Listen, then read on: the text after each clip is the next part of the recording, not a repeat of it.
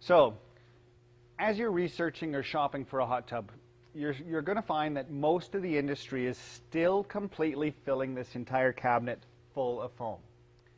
And the guys that are doing that are really going to try and impress upon you that more is better, and that filling this completely full of foam must be better insulation.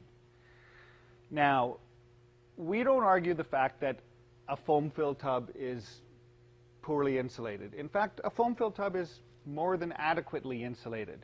But what we will try and suggest is that it is not necessary to blow the entire basement of your house or your home full of insulation to get your house insulated properly. You know, there's a law with regards to insulation called the law of diminishing returns. And what the law of diminishing returns suggests is that once you have enough insulation to stop the transfer of heat, then after that, the insulation value really does not get better. It's just more foam. And, you know, 3 to 4 inches of this 2-pound density urethane foam surpasses the law of diminishing returns as far as enough insulation to completely stop heat from transferring out of this cabinet. You know, the other thing that we should look at when we're looking at how well a tub is insulated is where the insulation is.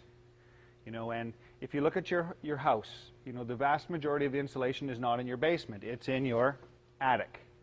And we'll talk about our cover in a video upcoming. But, you know, the insulation on top of the tub is every bit or more important than the insulation underneath. And we're certainly not putting 3 feet of insulation on top of this spa. Okay? So, once we're comfortable with this concept of insulating the perimeter, and it's very, very important to realize that that we don't put any insulation on the shell, we can start to talk about this concept that we use called heat lock. So let's talk a little bit about our heat lock concept. Here it is in a nutshell. Insulate the perimeter. Do not insulate the shell, and put your equipment in the insulated area in between. Take all of the heat that's generated by that equipment, have it insulated so it cannot get out of the cabinet, but because the shell is made of fiber glass, and we all know that glass transfers heat reasonably easily, have that heat all transfer through the shell and into the water. Now, let's back up and explain that a little more in depth. Electric motors, and this number varies a little bit, but electric motors run at approximately 65% efficiency. And here's what we mean by that.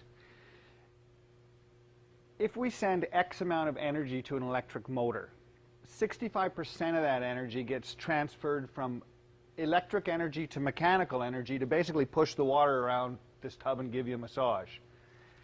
But a full third, or the other 35% of that energy, is basically given off as heat. And if you've ever held your hand on an electric motor, you'll understand the fact that big electric motors generate a tremendous amount of heat when they run. So we take all of that heat, we trap it inside this cabinet, and transfer all of that heat through and into the water. And basically the bottom line is, that the heat from the motors when they run are capable of maintaining water temperature without the heating element having to run very often. In fact, if you go into any Arctic Spa store, every Arctic Spa store will run one spa with the heater either completely out of the spa or just disconnected. And an Arctic Spa will maintain 104 degrees or 40 degrees Celsius, no problem, without even having a heater, because the heat from the motor will maintain that temperature. Okay? And the big benefit of this is simply the cost to run it. And in a hot tub, the big amperage draw, or the component that draws the most amperage, is the heating element. And when that heating element turns on, if you happen to be watching your electric meter, that's what makes the wheel go round. And in an Arctic, that heating element really doesn't have to run very often because the heat from the equipment is doing most of the work. And the bottom line is it saves you money every day in your running costs. Now, what's the rest of the industry doing? Everybody else is either spray and foam all over this shell or completely blowing it full. But they create an insulation barrier between the motor and the water so that all of the heat generated by the equipment can't get to the water anymore. And there really is only one alternative to do with it, which is simply vent it out the door. And in those spas, now the only heat source becomes the heating element, and that heating element has to run more often because it is the only heat source, and it has to do all of the heating to maintain the water temperature in this spa. Okay, so there's another big benefit of this concept of insulation, and it's more of a benefit in a cold climate than it is in warmer climates.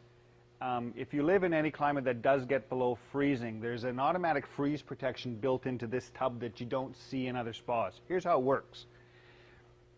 In the event of a power outage or a pump fuse blowing or a breaker tripping, and these things do go wrong, and Murphy does say that, you know, it's more likely it goes wrong in January than in July. Anyway, if this tub ever shuts off in a freezing condition, the transfer of heat is reversed. The heat from the water radiates back into this cabinet, and it will keep this cabinet at the same temperature as the water for as long as the water temperature remains above freezing. In our studies, at 20 below, which is about 5 below Fahrenheit, 20 below Celsius, this tub can shut off, and we've got 5-ish days grace before anything underneath this tub would freeze. And so to recap, just quickly, this whole concept of heat lock.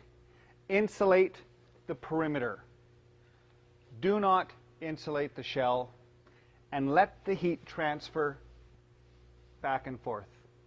There's some huge efficiencies by using the heat from the equipment to heat the water instead of venting it outside. And if you live in a climate that gets cold, there's a very important freeze protection built right into this spa that will protect you in times of trouble during cold weather.